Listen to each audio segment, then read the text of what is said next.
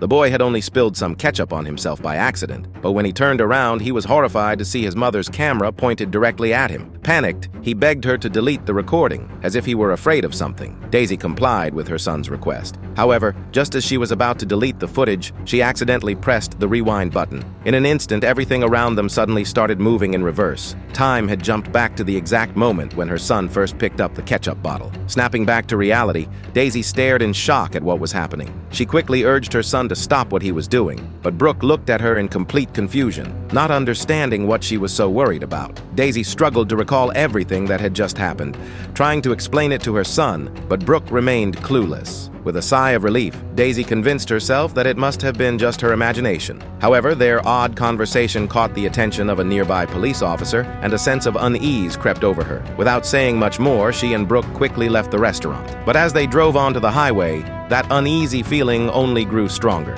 Sensing his mother's tension, Brooke turned on the car's music and stepped on the gas to lighten the mood. Yet Daisy's anxiety only deepened. She urged her son to slow down.